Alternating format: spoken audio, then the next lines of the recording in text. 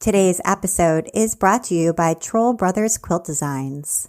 Troll Brothers Quilt Designs is a Canadian online quilt shop located on picturesque Vancouver Island, British Columbia, focusing on today's modern fabrics and trending designers in the quilting industry. Stacy, owner of Troll Brothers, provides you the best online shopping experience and personalized customer service to bring you the fabrics, patterns, and notions you are looking for. Check them out at trollbrothersquiltdesigns.com. Thank you so much, Troll Brothers Quilt Designs. And now, here's the show.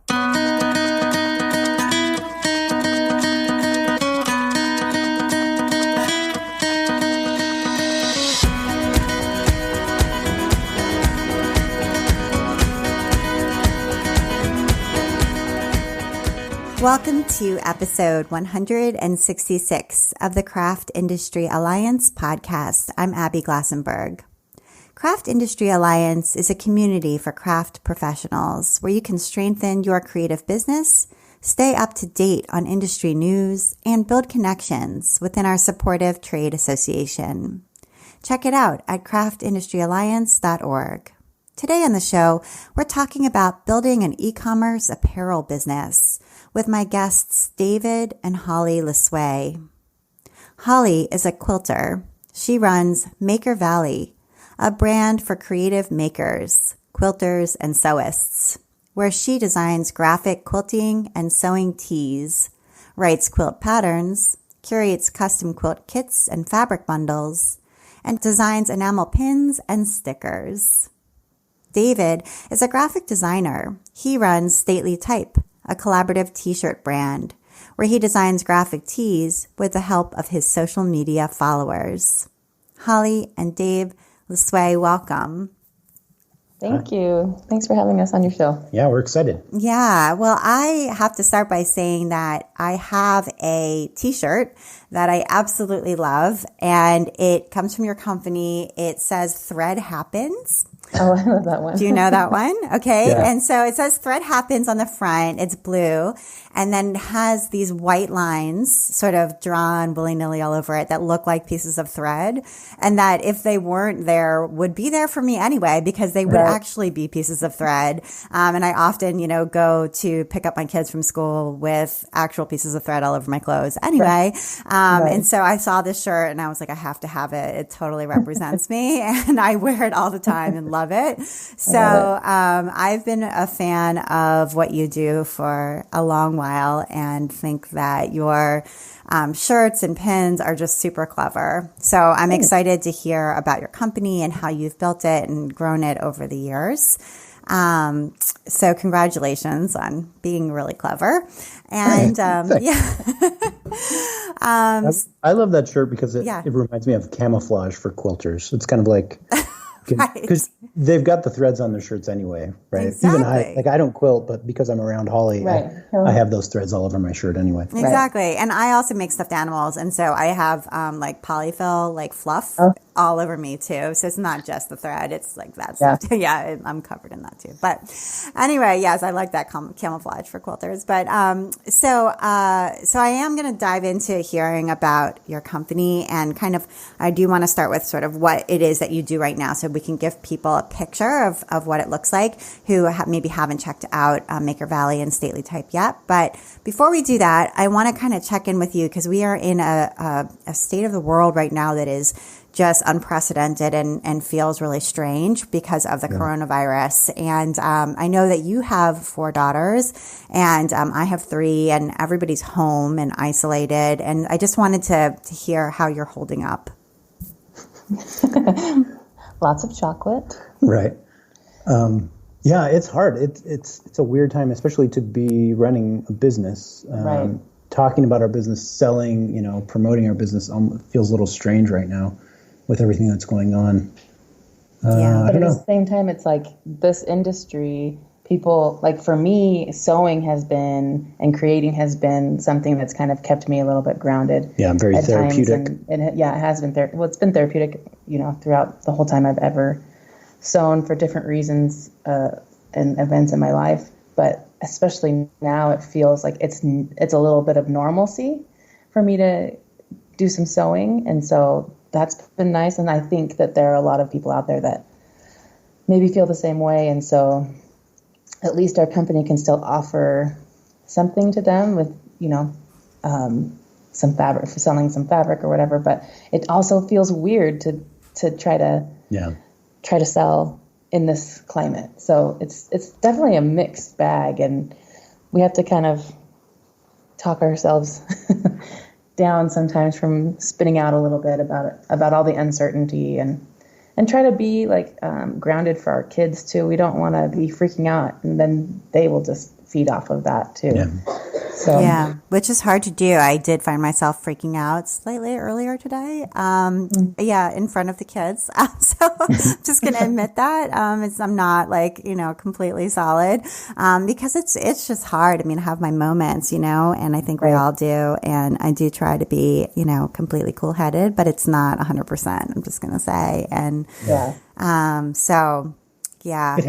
It has been interesting to kind of see some sort of silver lining in all this, though, because at least for us, I mean, we are going a little bit stir crazy being at home with our kids, but in general, it's nice to slow down a little bit and not have dance practice and violin, like for the girls. Right. I do really love the slowing down, like spending more time at home with them. And then it's everyone. Like, it's not just our kids we're not having participate in something like that. So, like, as a mom, I'm not feeling any FOMO of like, oh, she's not in the class and with all these other kids her age. And, so it's nice to have that forced break of nothing on my schedule feels great. And yet my days still fill up and are super busy. It's really ironic, actually. But. Yeah, I know. I do feel that way too. I don't have enough time, weirdly. Right.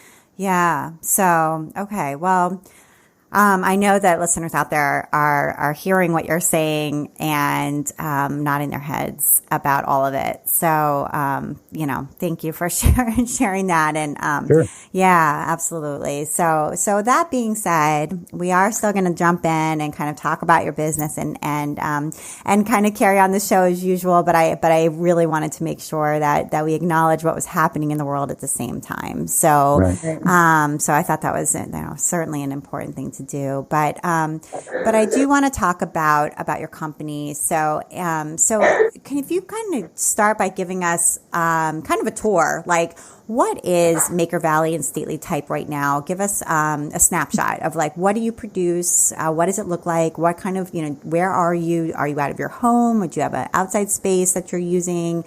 How many employees do you have? Is it just the two of you? Are you full-time, part-time, that kind of stuff? And just kind of give us a sense of what the company looks like. Sure. So Maker Valley, it's primarily Dave and me. Sometimes we corral our children into helping us. We call it the family farm. We have all the kids go over to the warehouse and they ship T-shirts and count inventory and just do some work for us. But yeah, primarily it's Holly and I. And we have we have an office space where we keep all the fabric that I have been buying wholesale, because I started curating and cutting and selling quilt kits. And so I started buying fabric wholesale back in, what year is this? 2018. Well, let's give kind of an overview really quickly. Maker Valley and Stately Type are two separate brands. Maker Valley, we started out as apparel for quilters, and so it's like you mentioned at the beginning. That's kind of primarily what we've done. And what Holly's talking about right now has been the most recent addition. Right, we've added some things over the last few years, but yeah, it did start off. It kind of broke off of. It was like a branch of Stately Type that we started. How many years? I don't know. 6. I was going to say 4. We have no concept of time. It's been a number of years since Stately Type started, which is an apparel company. Yeah. And we, do you want to take this part since it's kind of your? Yeah. So we started with Stately Type. Let's see, it was 2014. January of 2014 is when we launched the website for Stately Type. It started out as state T-shirts, California, Utah, Washington, just graphic state-themed T-shirts. Since then, we've branched out, and we do a lot of different things. I call it a collaborative T-shirt company because we collaborate a lot with our followers on social media. So we'll pick a theme for the week, like we'll say it's California week, and all throughout the week I design different options for California themed t-shirts, and I have my followers on Instagram vote on or give me feedback, give me suggestions, and then at the end of the week they vote on the design that they like the most. Typically I do 4 designs for the week, and then the design that has the most votes at the end of the week is the one that we actually produce, and we take pre-orders for it and sell it to our followers. So that's been really fun. And then a couple of years into Stately Type, we did a quilting themed week, and that week did so well. Like, we sold more in that one week than we sold our whole first year in business as Stately Type. So we started thinking, I wonder if we should focus on quilting apparel. But here's proof of how kind of slow we are and like clueless a little bit, because it still took us a while, like at least a year, maybe more, I can't remember, to spin off that as a brand of its own, right, and create Maker Valley. And so once we did that, we've been able to do a few more things with Maker Valley as well. Yeah. So we've done some enamel pins and some stickers, and I've written a few quilt patterns, and then, like I said, some quilt kits for those quilt patterns. And I just love it because I feel like we're with Maker Valley specifically, we're satisfying a need that's out there. Like, there is this tribe of quilters and the people who sew, and there isn't really, like if you're into basketball, Nike kind of gives you everything you need to outfit you, to show that you're a member of that tribe. If you're into skating, there are companies, like Volcom, that kind of sell you everything you need to show that you are in that tribe of skaters. So for quilting, like, there wasn't really a lot out there for that. And I feel like we're filling that need of, like, I'm a quilter and I want to show the world that I'm a quilter. And so a really good way to do that is through graphic t-shirts and sweatshirts and raglans. And even, well, maybe even more than showing the world, it's like, because quilters, we get together and we go on retreat and we have sew days and all that kind of stuff. And it's like, or we're at home sewing and we want a comfortable t-shirt to put on with our sweats or yoga pants, then it works really well. So it's been really fun to do. Right. Okay. So I want to backtrack a little bit. So, Dave, do you go by Dave or David? I wasn't sure. Sorry, Dave. If anyone calls me David, I feel like I'm in trouble. Okay. It's always Dave. So you're a Dave. Okay. So you said that with Stately Type, you put out these 4 designs. I'm just going back to this sort of collaborative model. Yeah. So you put out these 4 designs, and then your followers on Instagram kind of give you feedback throughout the week. And can you explain first, how are they giving you that feedback? Are they just typing in comments on each of the 4 designs, or is it some other way?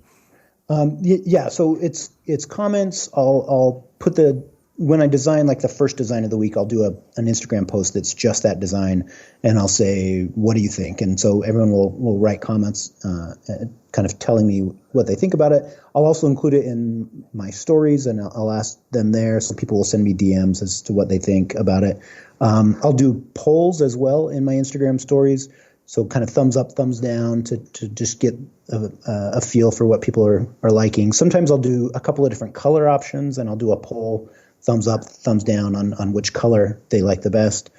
I try to make it really collaborative for 2 reasons. Like, one, I really want to know what's going to sell the best. Like, I want to know what to produce. And a lot of times my tastes don't align with, the broad kind of taste from our audience. So I want to know what they want to buy, basically. And then the other reason is I think it makes our brand sticky. I think it makes people want to come back when they feel like they have a part of it. Yeah, like a say in what's being produced. Okay, so they're giving you that feedback on each of these, let's say, 4 concepts for, let's say, a California-based t-shirt. And then you said at the end of the week, you're having them vote. And so are they voting between the 4, or are you narrowing it down? I typically have them vote between the 4. So I'll do a post, which is just like a grid of 4 images that shows each of the 4 designs, A, B, C, D. And then I have people in the comments vote for the one that they want the most. vote A, vote B. And the idea is that just pick the one that you like the best. And then we get hundreds of votes. Sometimes we get thousands of votes, and I have to go through and manually count all of them. So that's a fun part of every week. But I need to figure out a better, more automated way to do it. But that just tells me like what do people want to buy, so I don't produce something that isn't going to sell. Right. But at the same time, I just remember, and I'm not even going to try to quote it, but Steve Jobs is famous for saying that like people don't know what they want. You know what I mean? Right. I know that, right. You know what I'm talking about, right? Like, like you have to give people something that they don't know what they want. And like that was what he did with the iPhone, right? Like nobody could have said like, I want this like flat computer like in my pocket. Right. But when he revolutionized the cell phone and made the iPhone, people were like, oh my God, once they saw it, they were like, that is what I want. You know what I mean? Yeah. Right. And so do you ever have that where, sometimes you ask people what they want, they say they want it, and then they don't buy it. And you're like, what? But you said you wanted the orange one and nobody bought it. Do you ever have that? Typically, no. Typically what we've seen is if they're voting for it, if they're commenting on it, if they're saying that they love it, then they do. That the one that like we've done weeks where we get a lot of interest in all four. And so we print multiple instead of just one. Typically, it's just the one that wins, but sometimes we do all of them. And in those weeks, we've seen that the one that sells the best is the one that got the most votes. So it does match up pretty well. But you are right. Like you definitely have to do both, right? Like there's definitely artistry that goes into it. I can't at every step of the way ask them, what do you think about this line that I just drew? What do you think about, this particular thing? Like we pick a theme and then I ask for ideas and things, but then I go and I design, and I'll design like, as I'm working on concepts, I'll design 10 different things that I never even show my audience because I know it's not good enough, right? Like I'm not proud of it, so I'm not going to show it to them. But then once I have a concept that I really like, I do want to know if that concept resonates with people. Does that make sense? Yeah. Okay. So you've kind of tested it when the times have come when you've printed all four and then seen that indeed the one that got the most votes was the one that sold the best. So that is interesting. Sometimes we'll produce an extra one because it's one that we love personally we want, but it didn't get the popular vote. Right. And so a few times we've gone, this is our company. We should be able to produce the one that would be what I would want to do. Yeah. Yeah. Okay. And then you did say that you take pre-orders on the winner. And that's interesting to me because one of my questions for you, and I've talked to a few people who print T-shirts as part of their company. And one of the things they've struggled with was managing inventory because T-shirts come in many different sizes.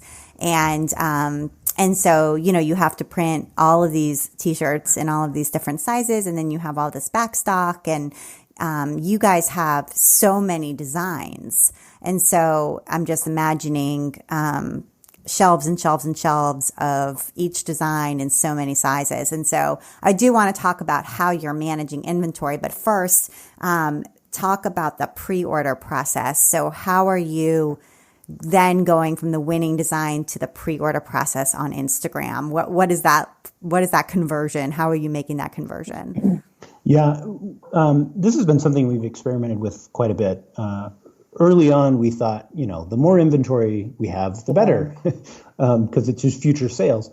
But what we found is, our audience is only so big. Over time, we're only going to be able to sell a certain amount, and at some point we're going to get to the point where it's just we've saturated our audience, right? Like there isn't any more demand for this particular product based on the size of our current audience. So we have made a couple of mistakes early on, and we do have, for some of the designs, there's some inventory that's been sitting there for a while.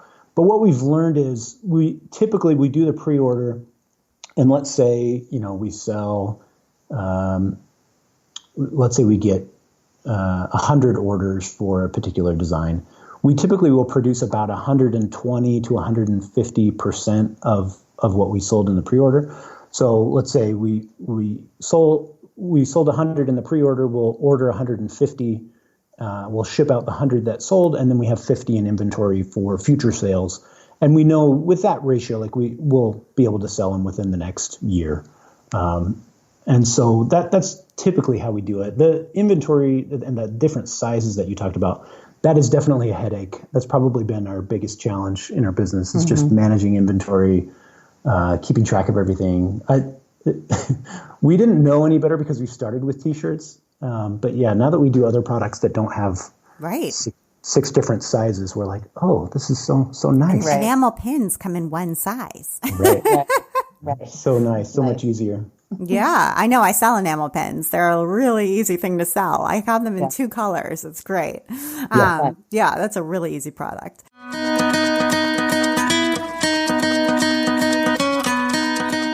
like to take a minute now to talk about our sponsor, Troll Brothers Quilt Designs. Stacy Wilson is the owner of Troll Brothers, and she's proud to live in Canada and support other Canadian-owned businesses, as well as American and Australian designers. Her online quilt shop features products from popular designers such as Alison Glass, Juicy Juice, Tula Pink, and Sarah Diddy, as well as Canadian products from Geeky Bobbin, Art Ease Company, Third Story Workshop, and more. All transactions are processed in Canadian dollars, and all fabric is cut in meters. The benefit of ordering in meters is you receive an extra 4 inches in comparison to a yard. They cut at 40 inches, and a quarter meter cut is 10 inches. Stacy's shop is located 45 minutes north of Victoria, British Columbia, which is a 2-hour ferry ride north of Seattle, in an area otherwise known as the California of the North. Troll Brothers also has Juki home sewing machines for sale, with the top seller being the Juki TL 2010Q. There's also a variety of other Juki machines available at Troll Brothers, including cover stitch and sergers, as well as parts and accessories if you need those. The reason Stacy decided to sell Juki machines is because of the reputation that they have of being a workhorse sewing machine. And she has sewn on a Juki for about 6 years now and loves the simplicity of the machine, its durability, and the ability to sew through multiple layers of fabric with ease. Stacy also enjoys highlighting Canadian quilters on the Troll Brothers website by featuring a new quilter each month in a special section of the site. So if you are an amazing Canadian quilter, please get in touch with her because she would love to hear from you. So find Troll Brothers Quilt Designs online at trollbrothersquiltdesigns.com. And if you'd like to do some shopping, Stacy has a coupon code for you. Enter the code podcast15 to save 15% off your order now through April 13th, 2020 at 11:59 p.m. So enter that code podcast15 to save 15% off today. Thank you so much, Troll Brothers Quilt Designs. And now back to my conversation with Holly and Dave. So let's say that, this California t-shirt A wins, that week's contest. It's the one everybody, voted for. And now, you're like, great, it's for sale. So how do you get everyone who is enthusiastic about design A to now go to the shop and buy it? Right. This is something we've experimented with a lot too. What we found works the best. So one of the things when we're doing the vote, we ask people to commit to the one that they like the most. And so we say, here's design A, B, C, and D. Vote for the one you like the most. If you commit to buy, and when I say commit, I just mean if you say in the comment, I will buy it. Buy B. Yeah. Then we count that as 10 votes to so if they're really serious about it, they really like it, and they think they're going to buy it, we can kind of give them extra votes. So the people that commit to a particular design, so let's say design B wins the vote, I'll go back through when we launch the pre-order and I'll tag everybody who committed to buy it in the announcement post saying, here's design B, your design 1, now available for pre-order. So then that has helped a lot just to kind of remind people This is the one you wanted. You said you were interested in buying it. Here it is. We don't hold anybody to it, but we have found it's been surprising that if they commit to buy, they buy. Okay, that's fascinating. And then is the link in your bio a special link of some kind? No, it just points right to the website. So whenever we finish a pre-order, I'll go and update our website and make the main banner image. Like here's the t-shirt that's being produced. I'll make the first product on the first page, that pre-order product. So it's really easy to get to if they go to statelytype.com. And we always offer 20% during that pre-order window to kind of help drive people to, if you order during the pre-order, you'll for sure get it because it's a pre-order, like you're getting it during the pre-order, and you get a discount. So helps to incentivize people. And we typically do 2 to 3 days on that pre-order window, and almost everybody who's going to buys during that window. We incentivize it with the discount and making it scarce so that it's short. Yeah. It's a short term. Right. I mean, we'd love for people to get, like, if you don't get it during the pre-order, you might not ever get it because we don't always reproduce everything that sells out. Just simply because we don't want to have a warehouse full of t-shirts sitting on shelves waiting to be purchased. And so we kind of need to move things through while they're still relevant and not. Right. And also you might not get your size too, right? Because if you're a size medium and there's lots of people with mediums, then it could sell out in the regular inventory pretty quickly. Great. Okay. I mean, I just think that's interesting. And so what e-commerce platform are you using? Are you using Shopify or something else? We use Shopify. Okay. And are you happy with it? Are you using any particular apps that sync with it or anything that you recommend or that you've learned about Shopify any tips that you could share? Overall, we love it. I mean, any platform is going to have little quirks and things that maybe you don't love, but I've tried a few different platforms. I mean, I haven't touched anything else in years, but when we first started out, I tried a few different platforms, and Shopify is the one I love the most. It's really robust, and the extensions, the apps that you can add to it are great. I'm trying to think.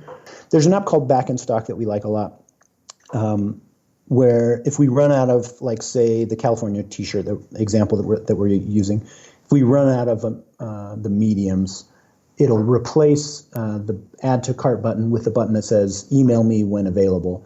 And then customers or potential customers can say, yeah, I want a medium California shirt. Can you let me know when it's available? And then the app keeps track of all those people. So that lets us know if and when we should reprint. Like, there's enough interest in this particular design that we should do another print of it. Nice. So you can see that on the back end, like 13 people have signed up for this. Right. And then it'll also, if we do reprint, we put a number of items back in stock, and then it automatically sends emails to everybody. And then all those 13 people get an email, and they can come right back at that moment and get their medium or whatever. Yeah. Mm-hmm. Right. Okay. That's a good one. Excellent. Good. Okay. So that seems like a good tip for people who are looking for a good add-on for their Shopify. Excellent. All right. Great. And then let's just hear a little bit more about Maker Valley. So it sounds like you were working along on Stately Type and came up with this idea. Holly, you're a quilter and love sewing, and so maybe it was I'm imagining it was your input. You're like, hey, let's do a quilting theme for the week. So talk about that and what that first design or set of designs was like, and then so and kind of where you went from there to develop this secondary brand. Yeah, so it was actually Lisa Alexander at Moda Fabrics who reached out to us and was like, hey, would you guys want to do shirts for Quilt Market? Oh, fun. In collaboration with Moda, which was just basically like we designed it, we put their name on it as well as ours, and then we sold it. We sold everything, we shipped everything, we inventoried everything, And what did those shirts look like? What did those Moda shirts say? Sew needle pulling thread was one of those that was really popular. We had the no regrets with the crossed seam rippers. Oh, right. And we had Maker. Sew Hard or Go Home. Not that first time. Remember, it was so hard to go home. That kind of looks like a tattooed like style, right? Like, is that what the style you call it?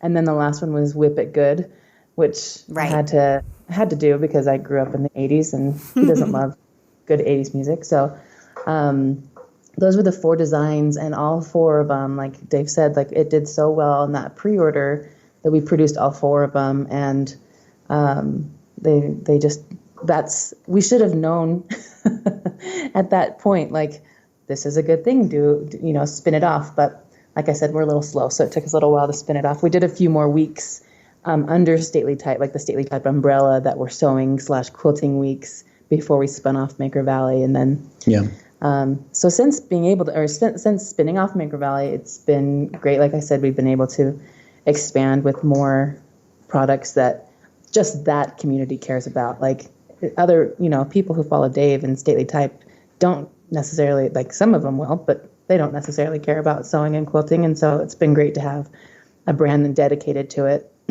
Yeah. Okay. So that's really interesting. So Lisa Alexander, so she must have just followed Stately Type on Instagram for some reason and just thought the shirts were clever. Yeah. I had met her, at Market. Okay. Through my friend Camille Ross Kelly, who's a moda designer. And so. And why were you going to Quilt Market? Were you going to Quilt Market for another reason? I just went with Camille one year. It was her mom had breast cancer, and I said, "Hey, I'll come with you and just hang out with you in your booth," because her mom wasn't able to go. Okay, so you had met her and made that connection, that relationship, and told her a little bit about what you and your husband were doing.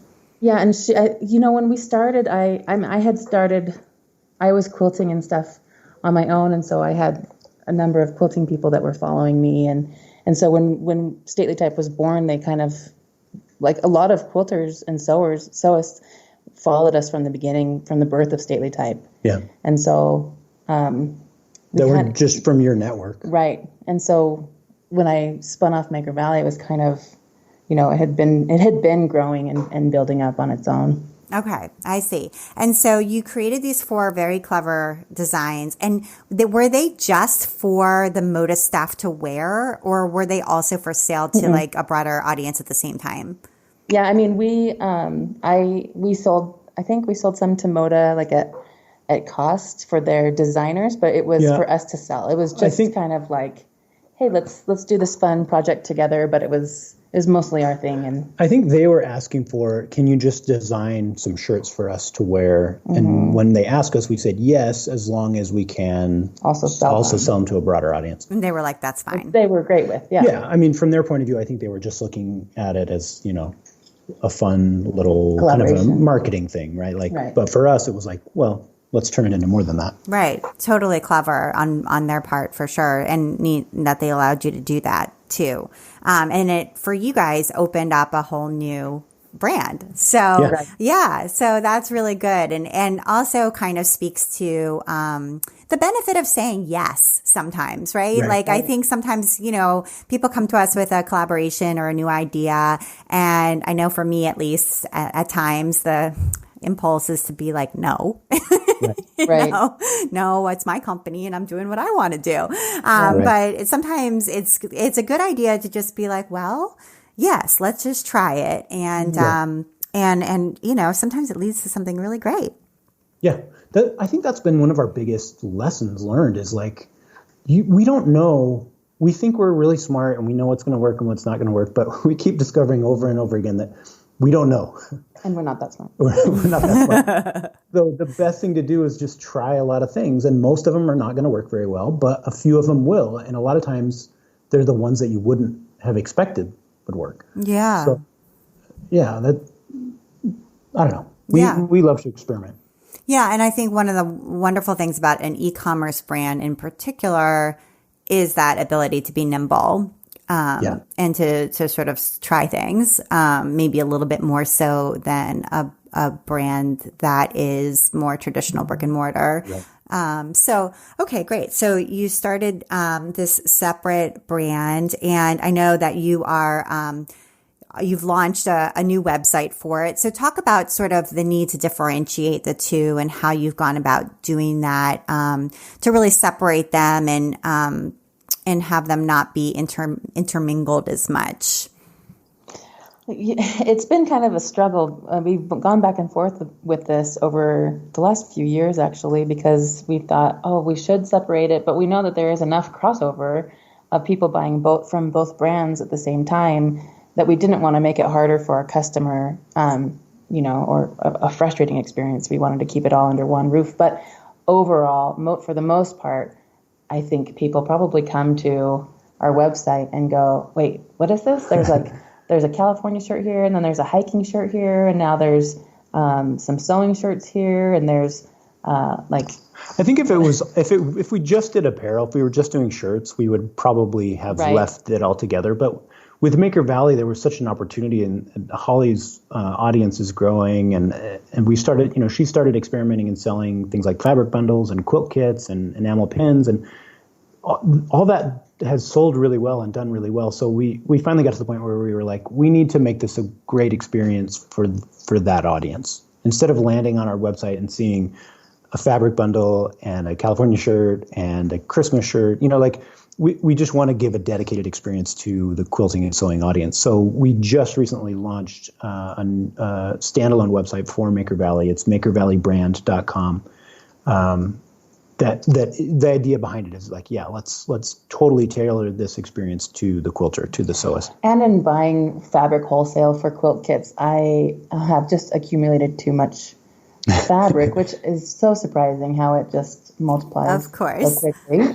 But too much, more than I can ever kit. And so I thought I should offer yardage in some cases. And at first I didn't want to sell yardage because there's so many shops that already do it, and I felt like I was offering something different. And so, but like I said, I have too much fabric to get through to be able to kit it all. And so that was another reason to break off to my own website so that I can put fabric in there and not have some of Dave's customers come over and go, wait, I'm just over here looking for the Disneyland t-shirts. So what am I doing looking at fabric? Buy and leave the website. So yeah, it makes it more distinctive. And Holly, have you done any shows, for example? Like I have been to QuiltCon, and I know I've actually bought t-shirts from a different company that also does sewing themed t-shirts at QuiltCon. And I know they were doing very well there. And I do realize you guys are very much an e-commerce online business, and with the collaborative model, especially with Stately Type, that's where it really works. So I wasn't sure if doing a show or doing wholesale even was something you had played with or tried or considered, or if that's really not, the direction you wanted to go in. We've definitely considered both of those things over the years. I know I know Patchwork Threads has done QuiltCon, and I haven't really seen anyone at Quilt Market, and maybe I just haven't seen anyone selling t-shirts at Quilt Market, like dedicated just for t-shirts. And I know I'm sure it would do really well, but up until July of 2018, Dave was working a full-time job before he quit to come on. Yeah, we're going to talk about that in a little bit.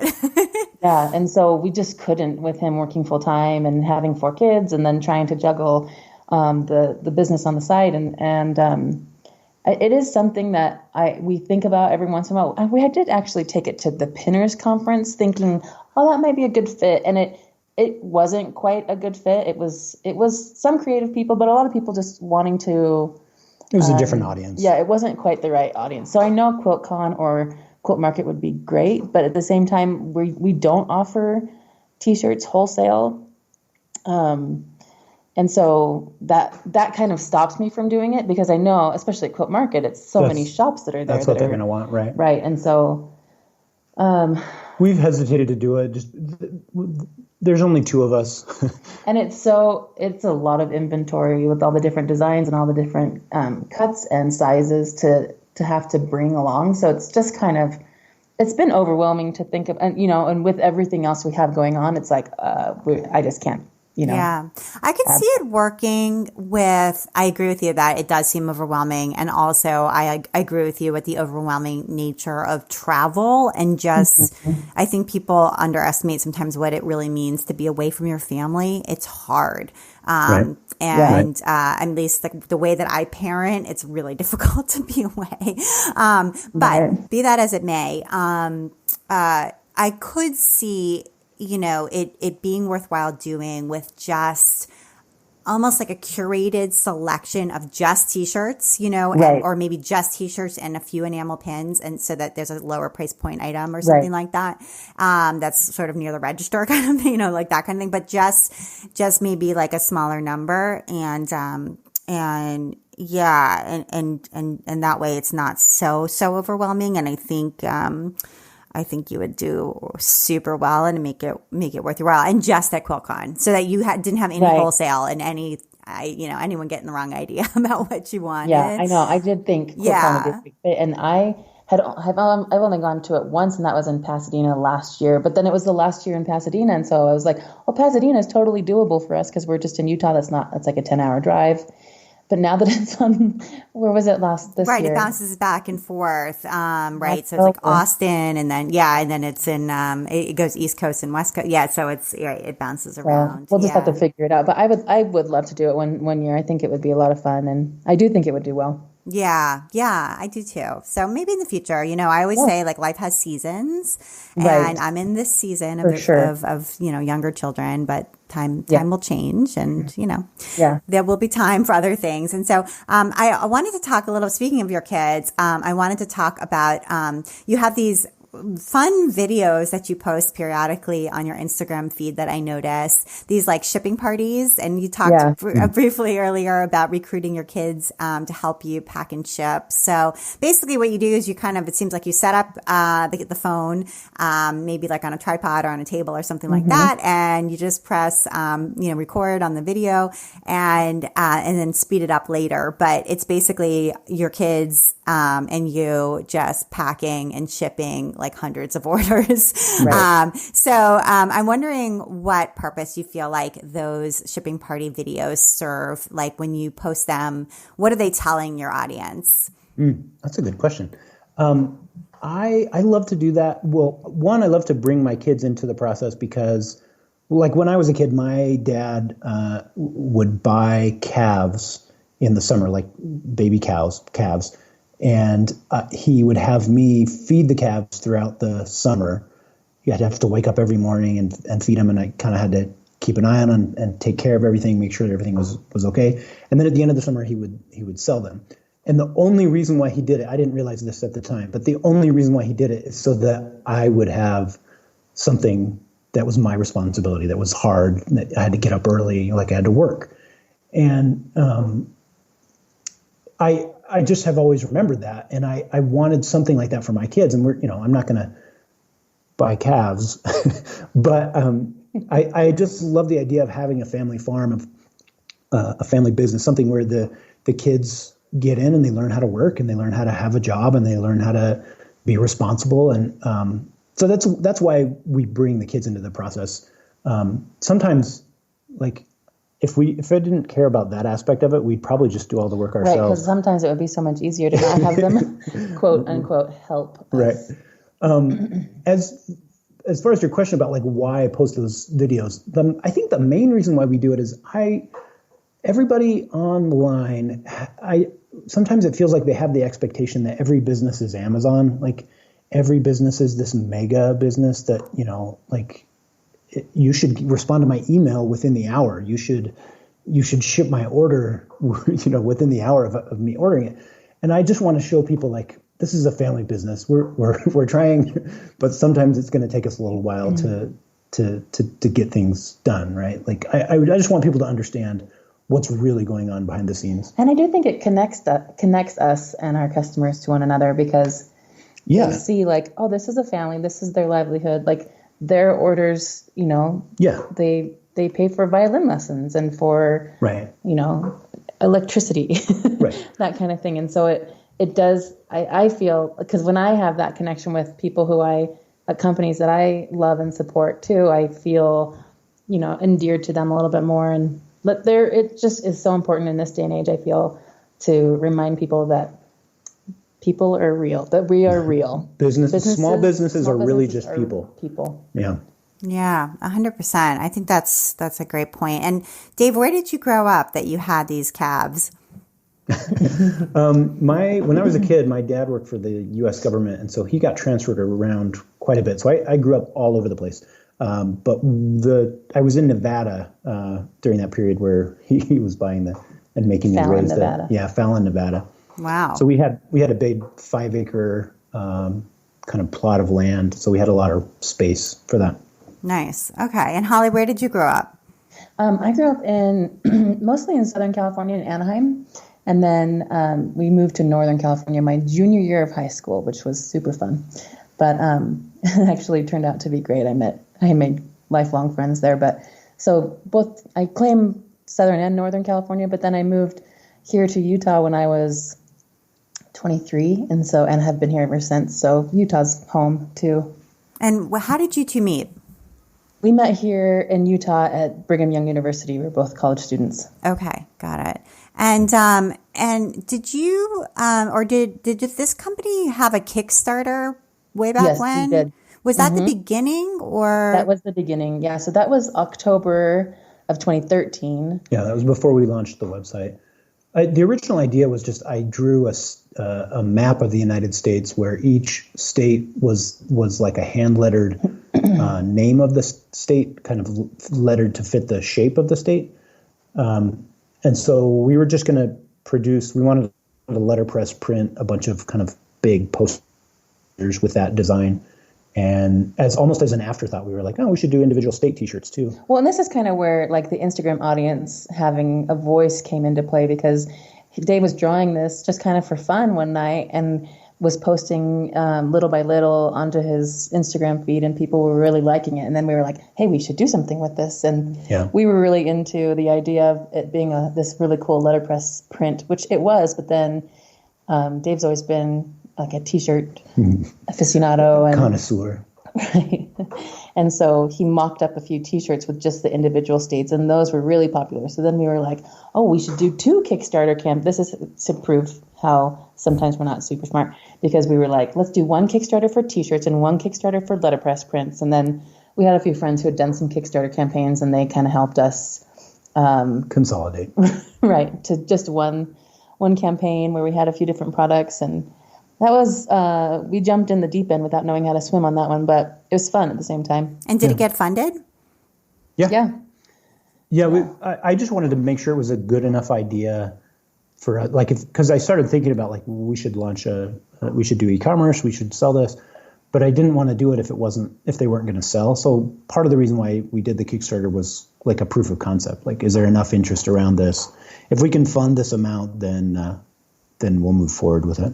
Okay. And one of the biggest things we learned is that the print sold well, but the T-shirts sold much more. So, and that's kind of where the stately type came from, with where it being state themes and then typography. And so, and why, like at the beginning of it, we kept focusing on locations. It was like, give us a city, state, or country that you want us to make designs for the week. And so we did that for quite a while before we're branching off into some niche.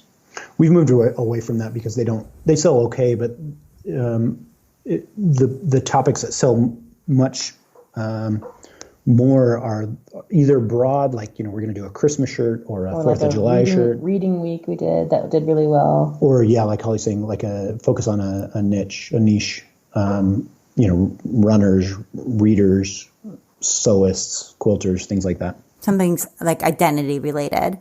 Yeah. Yeah. Mm-hmm. Okay. All right. So that was sort of the very beginning. And Dave, you held on to your day job for a long time. I did. Yeah. And what was your day job? So I was working as a creative director. My whole career, I've been working as a graphic designer and a product designer, like user experience designer. So at that time, I was working as the creative director of a technology company called Workfront.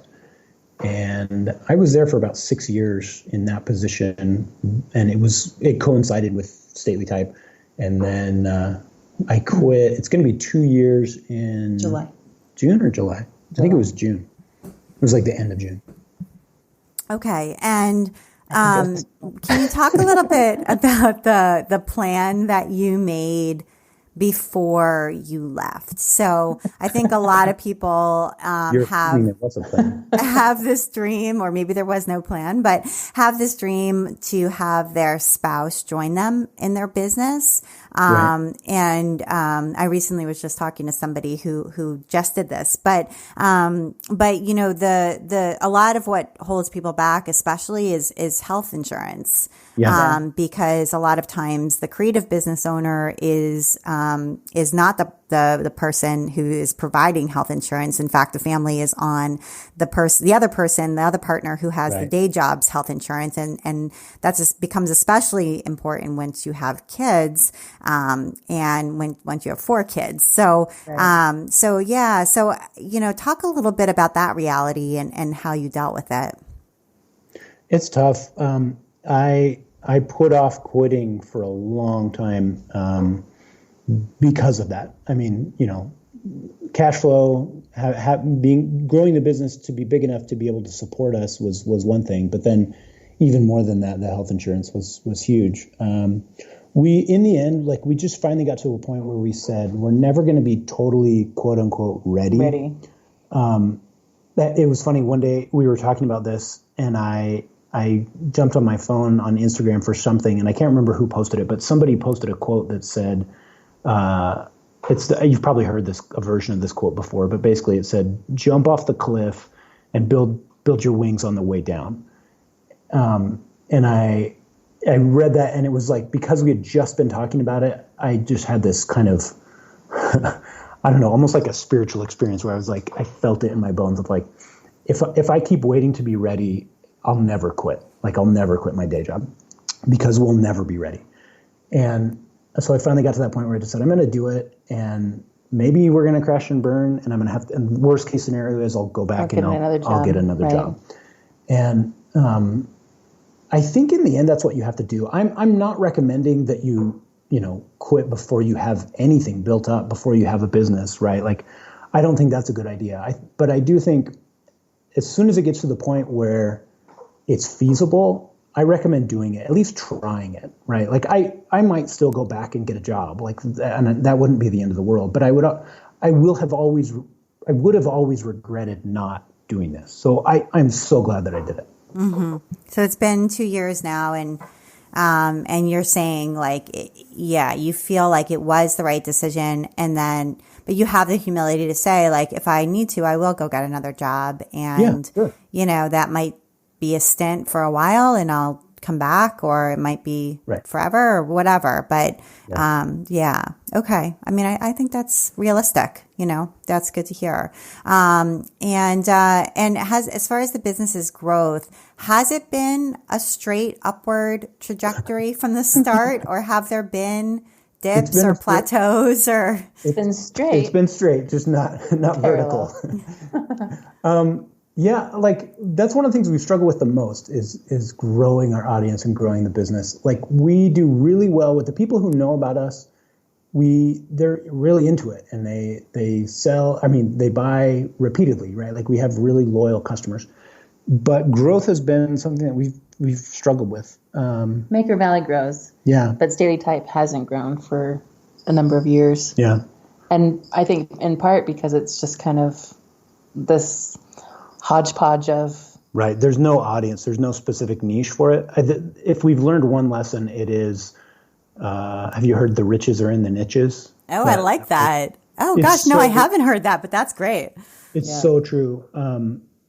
It's so much easier to sell to an audience that is defined, and that, like you mentioned earlier, that is an identity-based audience. Right.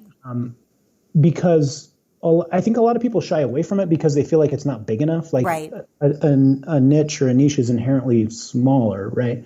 But, like, it's so much easier to speak their language and to provide them a product that nobody else is giving them. So yeah, like, and I think when I look to our struggle, when I think about our struggle to grow Daily Type, that's the biggest reason for me is, like, we don't really have a niche for that. There's not one audience for it.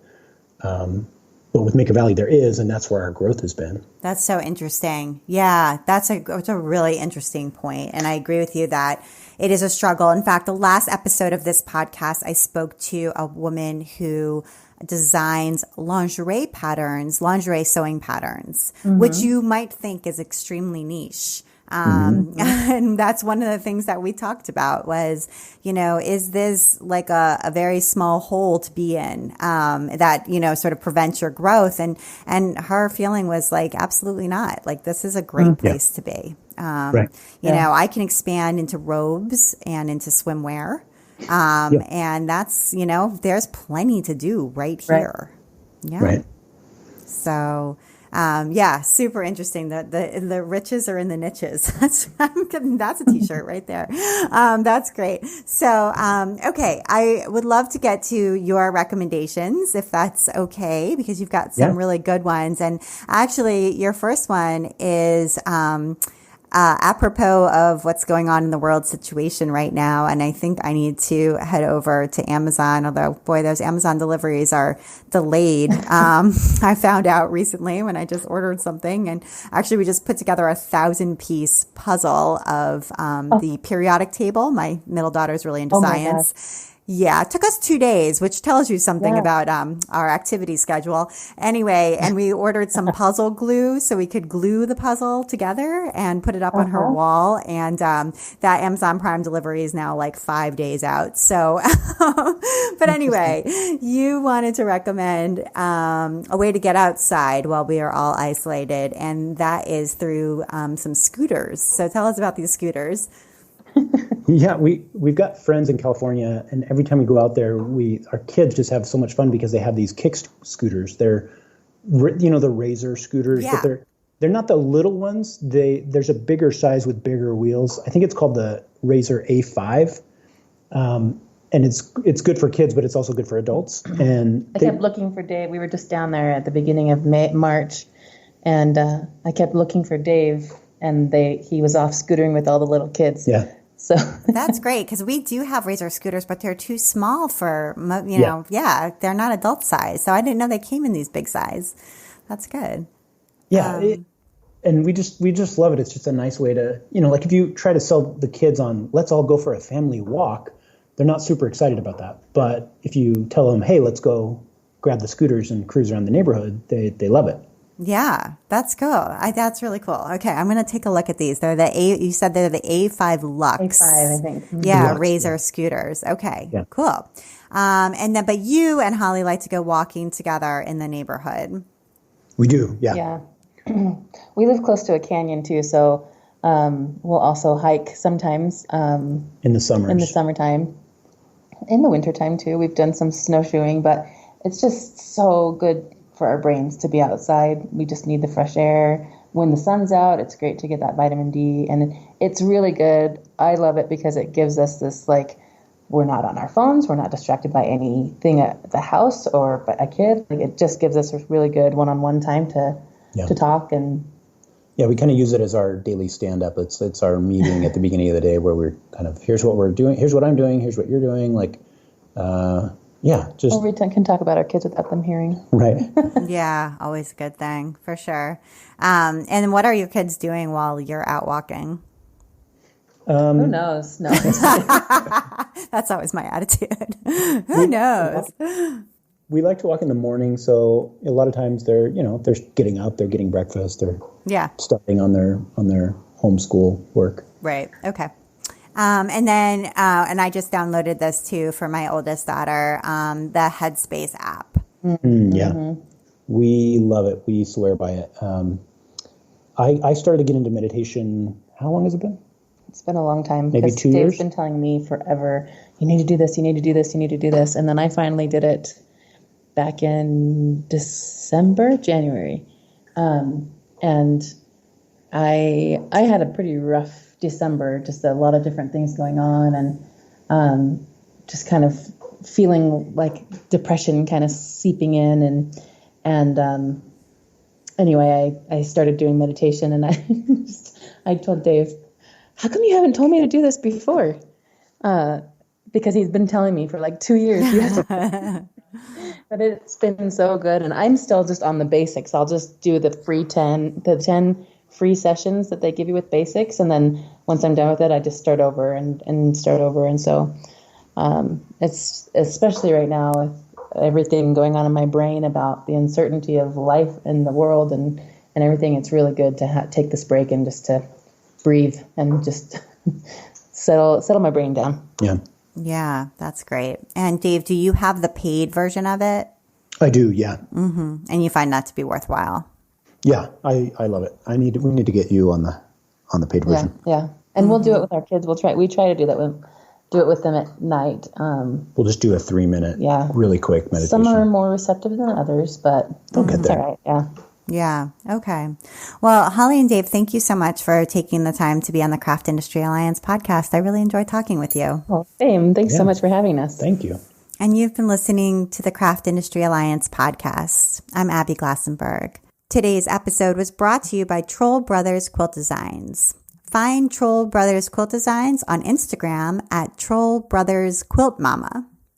Stacy invites you to go check out the shop and to get your retail therapy started. Use that promo code podcast15 for 15% off your order. And for U.S. shoppers, this equates to approximately 60% off the regular price after the difference in the U.S. exchange rate.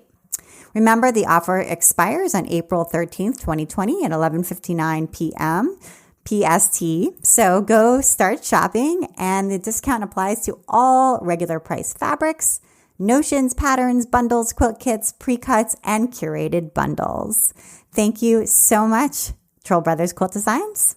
Craft Industry Alliance is a community for craft professionals. And when you become a member of Craft Industry Alliance, you got in-depth coverage of craft industry news, the opportunity to connect with fellow professionals for advice and support, and access to an educational library filled with ideas, tools, and resources to help you as you build your business. Join us at craftindustryalliance.org. Thank you so much, and I'll see you next time.